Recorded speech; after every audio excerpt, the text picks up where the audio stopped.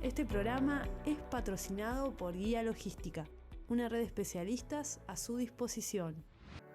¿Qué es más fácil, vender productos o servicios logísticos? Esta semana conversamos con el director de Nodus, Diego Moltini, acerca de la venta de combustibles y la venta de servicios marítimos. Nos da un panorama sobre lo que está aconteciendo hoy en Paraguay, en Argentina, en Uruguay, todo a través de la hidrovía, el transporte de contenedores y qué pasa con los armadores. Una entrevista importante para aquel que quiere conocer y profundizar un poco más en el transporte marítimo en esta zona de nuestro continente. Espero que la disfrutes. Muy buenos días, Diego. Muchas gracias por este espacio para Todo Logística. Buenos días, Mario. ¿Cómo están? ¿Todos bien? Espero que todos sanos por ahí. Sí, la verdad que sí, por suerte. Bueno, trabajando y aquí disfrutando esta tarde que vamos a tener una charla con un amigo con quien hemos compartido cara a cara eventos y cara a cara charlas y ahora con esta tecnología. Sí, espero que volvamos a los eventos también, porque digo, si no nos permite más viajar a Paraguay, por ejemplo. Es correcto. Ya vamos a hablar un poquito, voy a anotar el tema de Paraguay. Pero contanos a la audiencia un speech de quién es Diego Moltini. Mira, Diego es un viejo de casi 60 años, que es ingeniero químico, que comenzó, después de varios pseudo trabajos, comenzó en el año 88 en la Shell, la vieja Shell Uruguay, que hoy día es Petrobras, como un ingeniero químico que vendía productos químicos durante 2 o 3 años. La verdad, una experiencia fantástica que me permitió, entre otras cosas, chamullar portugués, porque teníamos muchas representaciones de Brasil. Y bueno, ahí aprendí mucho del tema industrial y aprendí de plásticos. Encontré unos maestros interesantes en las empresas brasileras, algunos que eran brasileños, otros que eran de otros países de la región. Y la verdad que fuimos creciendo en eso. Tuve la suerte de tener una jefa que creció muy rápido y me dejó el camino despejado, entonces yo crecí, quedé como jefe de sector ahí. Y allá por 2002 teníamos un holandés de gerente general que era muy osado el tipo, un tipo divino, y me invitó a pasar al negocio de productos marinos, a vender lubricante y combustible para los barcos. Y ahí empecé a vincular más a un mercado que indudablemente ya me gustaba de chico, pero indudablemente estar metido adentro y conocer más y empezar a entender más el negocio marino y cuáles eran las preocupaciones de los armadores de los barcos, me empezó a fascinar, empezó a hacer una cosa sumamente interesante. Desde el punto de vista del proveedor marítimo que éramos nosotros, aprendiendo mucho técnicamente también, porque digo, había mucho de tecnología en lo que eran los lubricantes sobre todo y en los problemas que no tenían los combustibles, sí tenían los combustibles. Entonces me llevó bastante, fue una mezcla rara de conocimiento comercial y aplicación de algo de química, de lo que uno había estudiado, que no se imaginó nunca que iba a ser para vender. Pero fue interesante. Bueno, yo estuve en la Shell, después tuve la suerte en Shell, allá por 2007, Shell empezó a globalizarse en la región, empezó a crear clúster de empresas por 2008, 2000, perdón, 10 años antes. 1998 Shell crea un clúster a nivel regional y tengo la suerte de pasar a ser como un coordinador de esa Marine Customer Unit que le llamaron, que tenía 6, 7 países en la región. Entonces empecé a viajar en la región y conocer realidades distintas, en Perú, Chile, Venezuela en aquel momento, Brasil obviamente, Argentina. Entonces fui haciendo toda una experiencia y estuve haciendo eso, creciendo, creo yo, aprendiendo bastante, hasta el 2005. En 2005 Shell empieza todo el proceso de venta para Petrobras, que terminó entrando en 2006 Petrobras al Uruguay, comprando las estaciones de servicio de la Shell y compró la empresa entera, como parte de un plan regional de expansión de la Petrobras.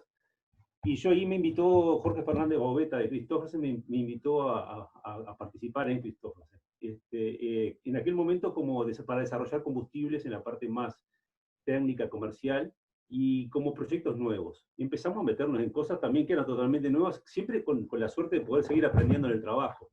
Por ejemplo, de la parte de Christophersen que más rescaté fue todo el tema de proyectos nuevos. Christophersen tenía un presidente que era Jorge, que era un tipo que era una locomotora, que muchas veces podría haberse equivocado o no, pero el tipo tenía una capacidad de creación fantástica, y el tipo andaba con proyectos grandes, en Nueva Palmira primero, después también en Montevideo, como terminó siendo Brinel, después en Montevideo.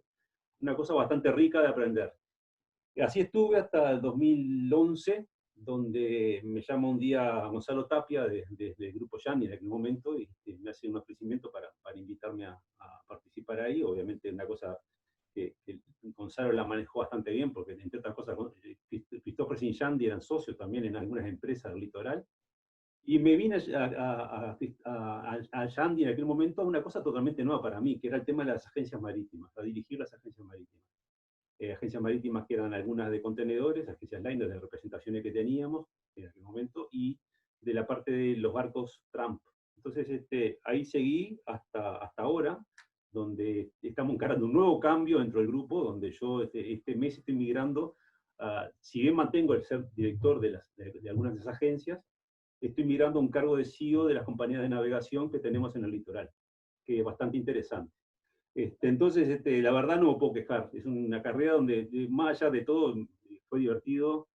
Pude seguir aprendiendo, tratando de volcar algunas cosas me salieron bien, algunas otras un montón me salieron mal, pero la verdad bastante bien. Así que ese soy yo. Bueno, muchas gracias por la presentación y felicitaciones por ese itinerario. Voy al comienzo. Un ingeniero químico que vendiendo petroquímicos, ¿no? Obviamente está relacionado, pero generalmente los ingenieros no estudian para vender. ¿Cómo manejaste eso? ¿Cómo fue ¿Fue tu primera actividad entonces, la venta? Mira, digamos que fue como la tercera actividad, porque las otras fueron pseudoactividades, por eso te digo, yo trabajé de una metalúrgica que había en las piedras que recuperaba plomo y cosas por el estilo, que ya era más de laboratorio. Lo que yo te puedo decir hoy que como químico, si me encerras en un laboratorio, me muero de angustia. Entonces, los químicos tenemos una particularidad, los químicos, que somos tan generalistas que la verdad podemos chamullar en casi todos los ámbitos que nos movemos. Entonces, la verdad que no es raro encontrar químicos entendiendo de la parte comercial, un poco chamullando la parte legal, la parte técnica te sale más natural, pero es muy común, la verdad que pasa bastante frecuentemente y este es un tema que no se ha dado, inclusive nosotros en el grupo tenemos a Juan Olascoa, que es ingeniero químico también y está al frente de la terminal de contenedores Montecón. Entonces, creo que es bastante común. Tengo otros colegas que también están en actividad así. Y la parte comercial, la verdad que fue por obligación. A mí un día me invitaron a entrar a la Shell, me mandaron ahí. La jefa que yo tenía, digo, mirá que yo dentro de un mes me voy. Y ahí quedé solito con los importadores que me estaban por matar. Y nosotros teniendo un montón de pedidos del exterior. Y bueno, hubo que aprender los golpes y bueno, está. Por suerte salió. Permitime, porque tenemos mucha gente en la audiencia que también está en lo mismo, ha terminado en la actividad comercial sin haberse preparado para eso. De hecho, bueno, antes había muy pocas herramientas para prepararse en la labor comercial, como que a uno lo mandaban a la guerra, así, y hacer lo mejor que puede, ¿no? Contame, ¿quién fue tu mentor o quién te fue educando en esta labor que desempeñaste durante los últimos 30 años, que es la labor de comercializar petroquímicos, después bunker, combustible y después servicios marítimos? ¿Quién fue tu mentor o quiénes fueron tus mentores? Mira, yo creo que en el caso de la Shell, yo te diría que había un mentoreo medio institucional porque era una empresa multinacional con cosas muy estructuradas. Yo a los 3, 4 meses de estar me mandaron a hacer curso a Brasil. Al poco tiempo me mandaron cursos a hacer un curso de 2 semanas en Londres de Business Management. Y fueron cursos internos, pero después a nivel personal te diría que me dejaron la huella algunos gerentes generales de la Shell, ese holandés que mencioné, que era un tipo sumamente creativo y osado, entre otras cosas, fue la persona que creó en Uruguay, o empezó en Uruguay con la actividad forestal de Shell. Shell empezó allá cuando salió la ley forestal en el 80 y pico, 89, Shell empezó a meterse en el negocio y este hombre le tocó ser el iniciador de eso. Terminó siendo lo que era Forestal Oriental, que terminó asociada y es lo que hoy asociado a UPM con el grupo TEGI, ¿no? O sea que fue transformándose. De hecho, Shell llegó a ser socio de UPM Kymmene, que era el socio finlandés, que después siguió dando vuelta y terminó siendo Botnia y ahora es UPM de vuelta. Esa persona, Nick Hook, me dejó mucha huella. Es un tipo que sigo en contacto con él a través de LinkedIn. Es un tipo fenómeno. Después te diría que en la Shell tuve otro mentor, que fue un francés brasileño, que fue jefe mío en los últimos años de Shell, que era un tipo también muy crack, Olivier Collat, un tipo que tuvo una vida larguísima, de joven, pero muy larga comercialmente hablando y muy diversa. Entonces se aprendía mucha cosa del tipo, un tipo muy rico. Sin duda, Christophersen, creo que Jorge Fernández, como mencioné antes, es un tipo que deja huella a todo lo que ha pasado por ahí, porque más allá de la locura en la cual vivió y toda su época, sembró un montón de de marcas en la gente en cuanto a emprendedurismo y en cuanto a animarse a hacer cosas de lo más locas, si podríamos pensar. Sin duda fue así. Creo que funcionó. Y ahora en el grupo hay varios. John Christian fue un tipo que sembró mucho, Gonzalo es un tipo que transmite mucho también. O sea, hay mucha gente que hay, y del lado de los chilenos hay algunos relevantes también que tienen mucho para dar y que nos han dado mucho también. Sobre comercialización de productos como el combustible, bunker para los barcos, Sí. o de intangibles, servicios logísticos, ¿en cuál te has sentido más cómodo? Mirá, yo creo que es mucho más difícil vender servicio que vender productos. Productos es algo que si bien el caso del lubricante era un producto propio de Shell y lo defendías, en el caso del combustible dependés de una refinería que no es tuya y de los precios que te pone la refinería, la calidad que te da la refinería, pero es bastante más fácil, es bastante más tangible, es algo que viene dado, tú tenés una especificación, es el producto que tenés, vas y lo vendés. En el caso de productos, de servicios, perdón, hay que ser bastante más creativo, ¿no? Bastante más innovador en cuanto a qué le vas agregando a los servicios para irte adaptando a los tiempos. Lo estamos viendo ahora. El tema de la remoticidad, por ejemplo, es posible porque la venimos trabajando todos los años anteriores en cosas cada vez más remotas. Poder recibir todos los pagos, la facturación electrónica, todo lo que se viene dando. El negocio de agencia Trump es bastante remoto porque casi todos los clientes no están acá, están en el exterior. Sin embargo, tiene también la cuota parte de la proximidad, donde uno puede estar cerca de los armadores, pero sí. Yo diría que en ambos lados tenés que buscar la comodidad. Es más difícil vender servicios, y en algún tipo de rubro de los servicios es interesante el tipo de clientes a los cuales accedes, porque se aprende mucho. Los servicios marítimos entonces tienen su dificultad. ¿Cómo está la competencia hoy por hoy en estos servicios aquí en la región, en el Río de la Plata? Y no está fácil, no está fácil para Uruguay, no está fácil primero, porque así mismo, si la competencia interna de lo que es el negocio de contenedores, el negocio de liner, el negocio de contenedores, la competencia interna existe, y bueno, nosotros tenemos un grupo de empresas que venimos a ser el agente independiente más grande que hay en Uruguay, o uno de los pocos que va quedando, y competimos con armadores que están instalados en Uruguay con casa propia. Esa competencia es una competencia que es manejable. El problema de Uruguay es que Uruguay como destino o como origen compite a nivel regional.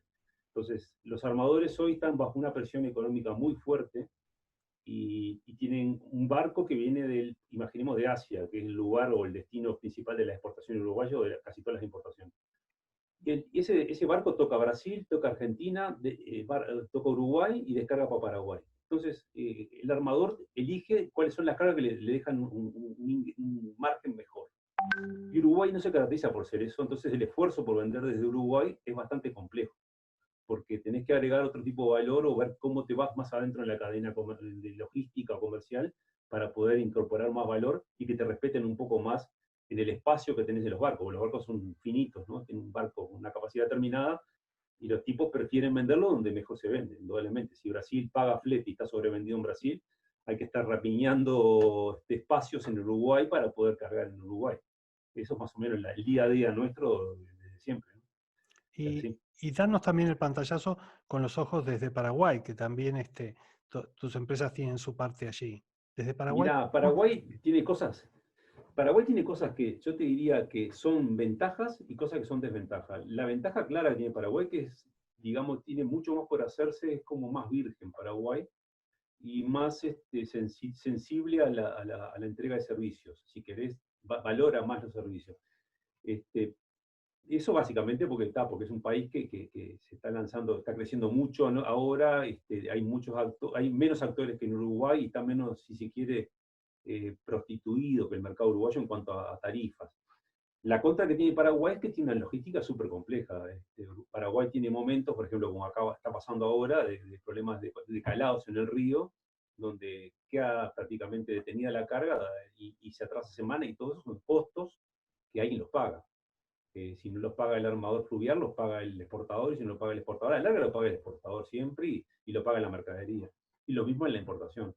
Entonces, Paraguay tiene ese atractivo de ser un mercado donde a los uruguayos nos reciben muy bien, y donde podemos trabajar cómodos y desarrollar cosas. Tiene las desventajas de este tipo de problemas que son medios increíbles también, porque no haya una operación de dragado permanente de los ríos en Paraguay, o que no haya un mantenimiento de cosas, dentro de lo posible, es complicado. Pero es un país divino para trabajar, la verdad que yo lo aprendí a querer en los últimos 7, 8 años, es un país muy, muy interesante para trabajar.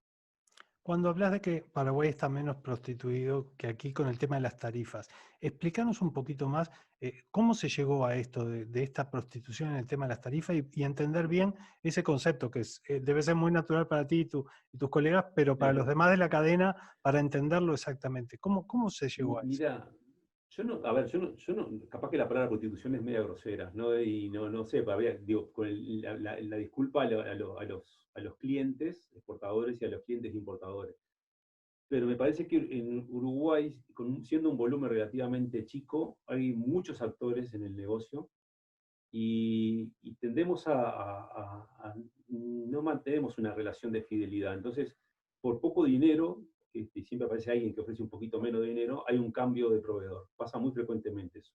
Entonces, la demanda de la calidad del servicio, la necesidad de tener un servicio serio, que sea confiable, que tenga todos los seguros en regla, que la mercadería sepa que sale y llega a tiempo y todo lo demás, y que la agencia te responde adecuadamente con todo lo que sea la parte de documentación, la parte aduanera, toda la parte correspondiente a eso, muchas veces se desvaloriza mucho y termina siendo por poco dinero te cambia. Y realmente es llamativo eso, cuando uno mira, por ejemplo, las líneas que manejamos nosotros, que normalmente son dirigidas a nivel regional, lo que es la cotización de exportación, y el mismo que maneja la exportación de Uruguay, maneja la de Brasil, la de Argentina, el reclamo siempre venimos al mismo, ¿no? Siempre nos dicen, ustedes tienen las peores tarifas de plaza de la región. Entonces eso termina siendo una cosa que nos termina complicando. ¿Cómo llegamos a eso? La verdad, yo te diría que aparecieron, hay demasiados actores para lo que es el mercado uruguayo, ya lo sabía en algunos tráficos, imagínate que allá se acaba la cuenta, en el año 2016, a inicio de 2016, había algo así como 16, 17 líneas independientes que hacían servicio costa del Río de la Plata hacia. Y ahora hay 11, y sigue siendo muchas las que hay. Y a su vez, de esas líneas hay una gama de clientes, de consolidadores o de agentes de carga que operan en el medio, que tienen todo el derecho a existir, indudablemente, supuestamente porque agregan valor, pero muchas veces esos agentes de carga tienen una capacidad de compra porque son agentes de algunas empresas de China o de Oriente que tienen una gran presión sobre los armadores para bajar las tarifas. Entonces, eso termina siendo algo bastante embromado. Digo, que no se da mucho en Brasil porque Brasil en general están sobrevendidos semanas antes. Y Argentina en la exportación hoy día es un mercado que no se da tampoco porque como está siempre tan devaluado el peso argentino y los costos son tan bajos, en Argentina normalmente la rentabilidad para las líneas es mejor que la de Uruguay. Eso es un poco el panorama que hay ahora, de hace tiempo, no de ahora, y eso se trasunta en lo que es qué espacios le reparten. Cuando viene el reparto del barco, de la salida del barco desde la región, qué espacios le dan a Uruguay y también un poco que le dan a Paraguay, ¿no? Ese proceso ha sido como una caída de profit, de margen para ustedes, las presiones, como decís, de tus forwarder que aportan valor, pero te exigen para cerrar negocios que caigan las tarifas.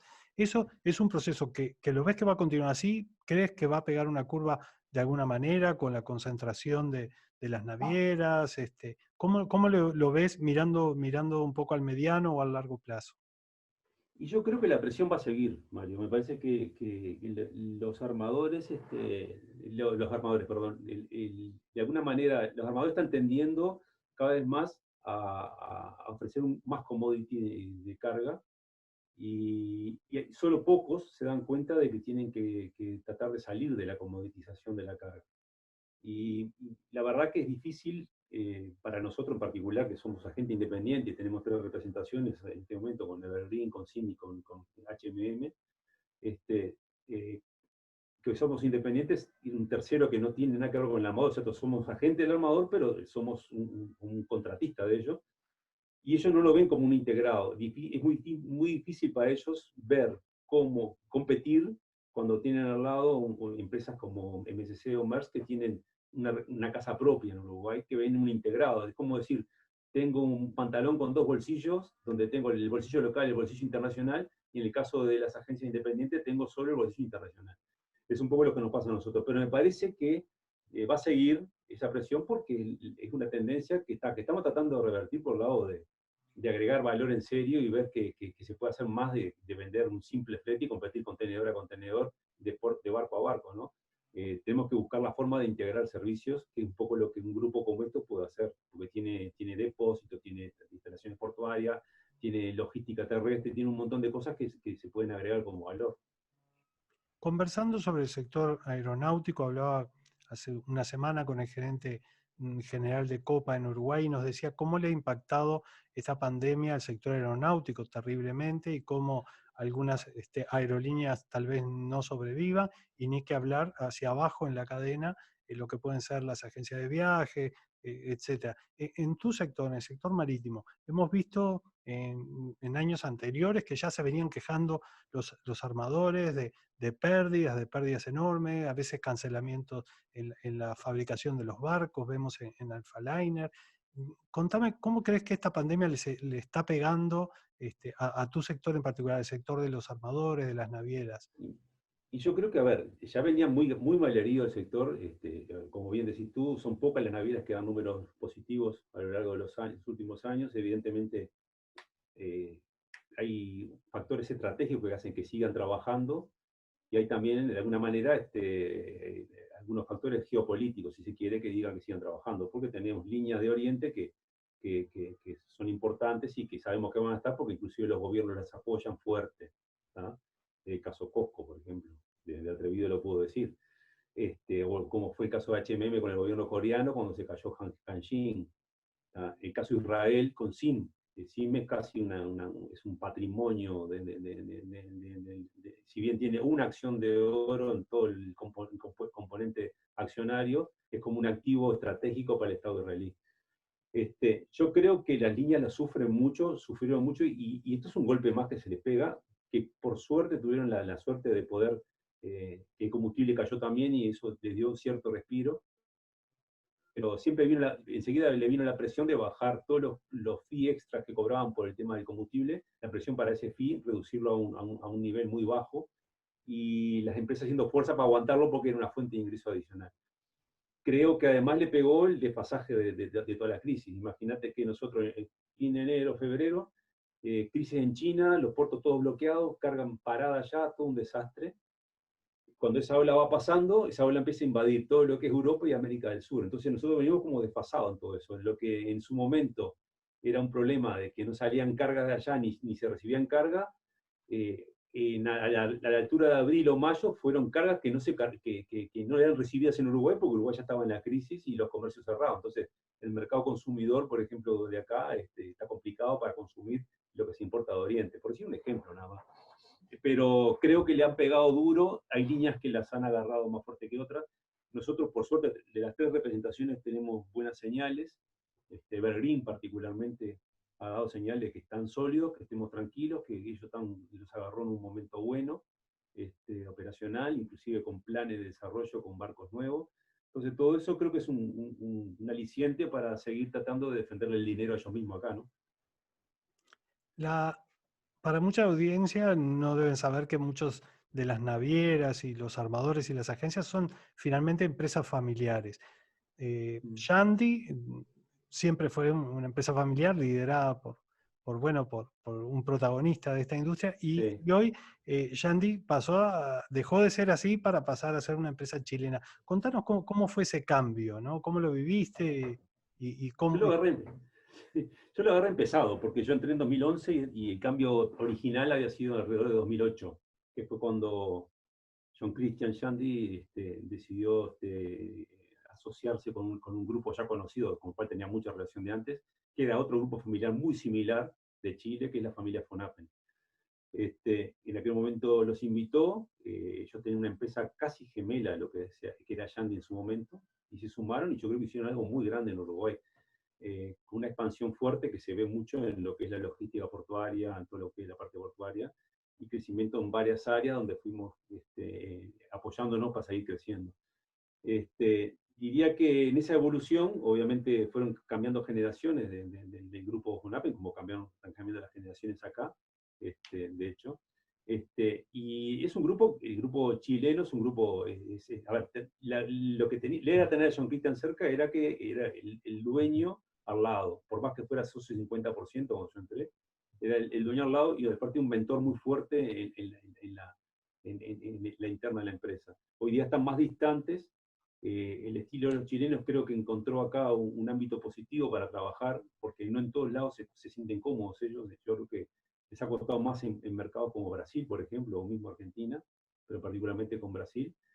Y acá encontraron primero un dueño, socio que era presente, que era John Christian, y ya agarraron mucha confianza con todo el equipo directivo y gerencial de la empresa. Entonces, ya como este cambio último que hubo, que fue John Christian vendió su otro 50% en 2018, fue bastante natural para los chilenos. Y de hecho, ahora está la nueva generación, que son a nivel de los hijos de los que estaban en su momento en esto, y hay dos cabezas. Una cabeza que maneja todo el negocio de agencias, puertos y logística, que es uno de los primos Bonapen, y hay otro primo que se encarga de toda la parte de navegación. Yo lo que está pasando en este cambio que me pasa ahora es que estoy cambiando del área de un primo al otro primo, pero el estilo es parecido, creo que nos llevamos bien, nos hacemos bromas por la forma de hablar, mutuas, pero creo que son muy emprendedores, tienen una forma bastante simplificada de ver la realidad empresarial, nos ganan, digamos, en el tiempo en cuanto a su apertura de mercado y su apertura de un montón de cosas. El grupo de estos alemanes, Fonapen, es un grupo que tiene una larguísima trayectoria de navegación, o sea que ellos son gente de mar, y creo que le ha venido bien a este grupo para crecer en un montón de cosas y meter en un montón de ideas que están relacionadas con la sustentabilidad futuro, porque son empresas muy enfocadas a todo lo que sea responsabilidad social, toda la parte de seguridad, toda la parte de medio ambiente y todo eso. Es una inyección muy fuerte en un mercado como el nuestro, que bueno. Diego, te quería hacer la siguiente pregunta. Estás hablando de cambios de persona. A nivel del Uruguay sufrimos varios cambios, el más importante cambio de presidente y también a nivel del sector el cambio del presidente de la Administración Nacional de Puertos. Como Sí. integrante tú del directorio del Centro de Navegación, supongo que te tocó interactuar mucho con el anterior presidente y también con el director vocal por parte de la oposición, Juan Curbelo, que es Sí. el actual presidente. ¿Qué nos puedes comentar sobre esto, sobre este cambio de presidente, sobre esta importante institución de cuyos lineamientos depende muchísimo el resultado y afecta mucho a todo el sector? Mirá, yo primero que nada, para responderte eso, debo decir, el puerto, el Uruguay nació a partir del puerto, sin duda alguna es un lugar fundamental para todo lo que es el desarrollo del país. Y obviamente la administración y quien esté en la cabeza de la administración tiene mucho que ver en todo eso. Han pasado mucha gente por esa administración, sabemos que existe una ley de puertos creada ya en el 92 que realmente marcó lo que es hoy el puerto Montevideo. Y te diría que en las distintas administraciones, en particular la anterior, que fue donde yo participaba más en el centro de navegación, conviví tanto con Alberto Díaz como con Juan Curbelo. Te diría que Alberto tiene muchas virtudes, también como todos tenemos, tiene algunas cosas que son cuestionables, pero obviamente es un tipo muy capaz, que conoce mucho la administración. Entiendo que Juan Curbelo aprendió mucho también del tema y que conoció todo el desarrollo de la última etapa. A mí me da la impresión de que NP está en una etapa que tiene que avanzar hacia algo nuevo, algo más potente de lo que tiene hoy, y va mucho también no solo en la cabeza de todo esto, sino cómo vaya renovando sus cuadros gerenciales, ¿no? Yo creo que ANP tiene el potencial de tener un puerto natural muy bueno con el puerto de Montevideo, pero tiene todo a veces el lastre de que los cambios cuestan mucho hacia adentro. Creo que el puerto tiene mucho por hacerse todavía. Hay cosas que la manejaron muy bien en la anterior administración y que supongo que ahora la van a manejar también, de crear oportunidades para todos. Es un puerto que nunca quiso que se consolidaran monopolios privados de nadie. Eso lo vimos en varias etapas ya a esta altura. Digo, no solo la terminal de contenedores tan manida que se habla tanto, sino lo vemos también en la terminal de graneles, que es una señora terminal de graneles que está en el puerto, pero siguen operando graneles en otros muelles también. ¿Tá? y que es necesario, ¿no? Los armadores, si uno le pregunta a los armadores, todos los armadores quieren tener más de una opción. No es un puerto de tal volumen que pueda tener 3, 4 terminales, pero tener una o dos terminales para tener referencia es algo que realmente lo aprecian los armadores como tal, y de hecho lo emplean en sus negociaciones, ¿no? Siempre van con uno con otro y siempre obtienen condiciones razonables. O sea, yo lo veo bien la etapa esta, hay que ver cómo lo acompañan a Juan, el resto no solo de la directiva de la ANP, sino también toda la franja gerencial que tiene, que es muy importante, porque de ellos emana todo lo que sale después, ¿no? Es todo un desafío. Hablaba con Juan Curbelo en una entrevista exclusiva hace unos días y él me decía que busca un puerto más competitivo para que así aumenten las cargas. ¿Cómo se logra mejorar la competitividad en el puerto? Mira, yo creo que acá, en general, cuando se habla de puerto competitivo, se habla de tarifas. Y yo creo que hay que hablar de muchas cosas antes de hablar de tarifas. Las tarifas son, obviamente, un elemento.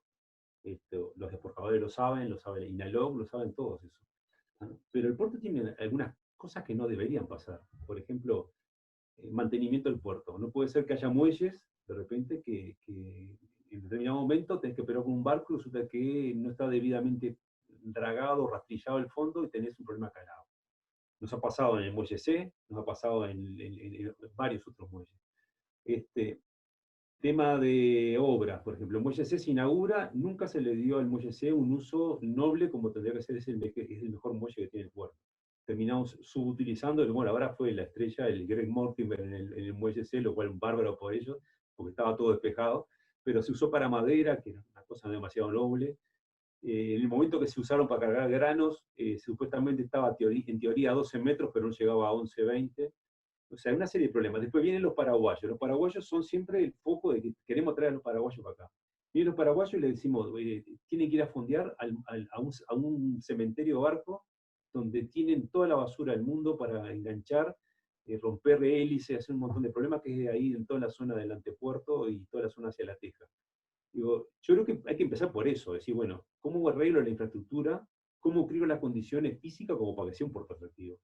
Lo demás, lo de la competitividad, la verdad, la parte tarifaria creo que se puede hablar horas, pero si uno ve realmente, yo ya hacía la cuenta de cuánto pesa una agencia local o cuánto pesa un costo local que se cobra en la agencia, que incluye de repente la terminal de contenedores o lo que sea, y yo qué sé, en un valor FOB, digo, capaz que no llega al 1% de un valor FOB de una mercadería, un contenedor de carne, por ejemplo, capaz que el 1% del costo es todo lo que se paga localmente a la terminal de contenedores, a la terminal de vacío, lo que sea, y la agencia capaz que lleva el 0,1%. Entonces, no estamos hablando de que eso vaya a cambiar la competitividad.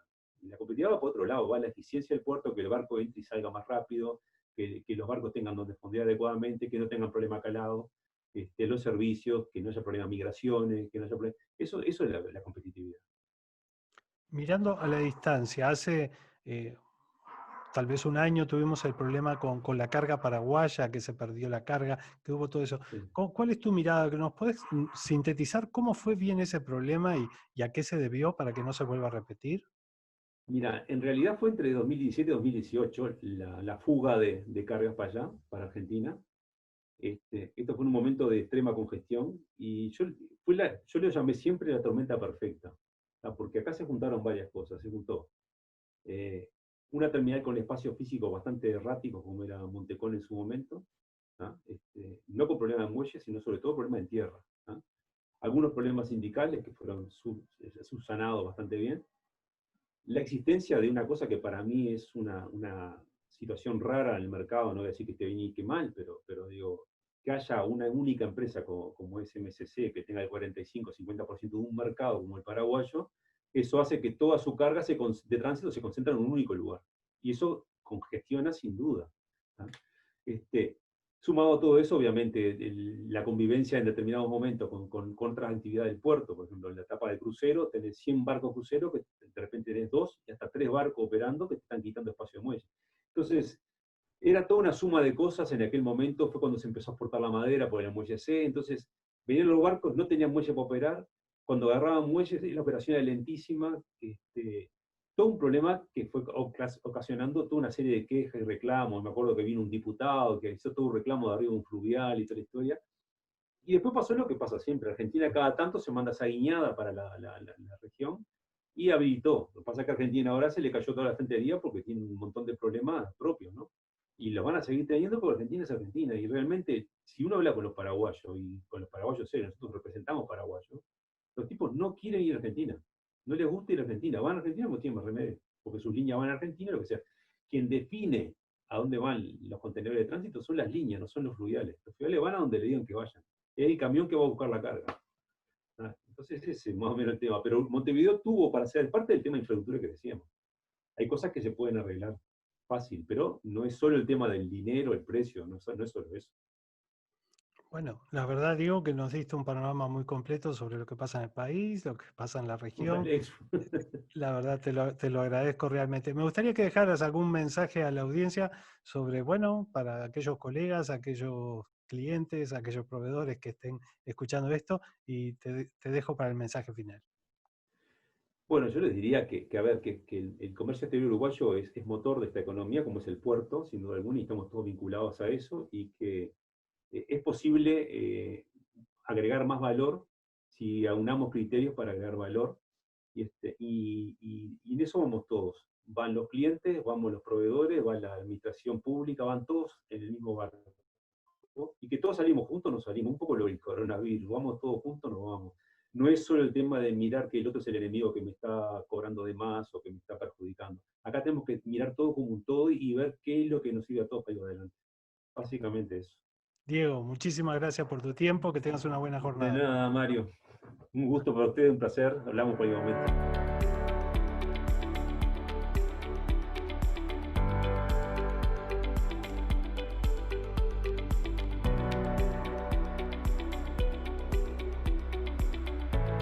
Este programa ha sido patrocinado por Guía Logística, una red de especialistas a su disposición.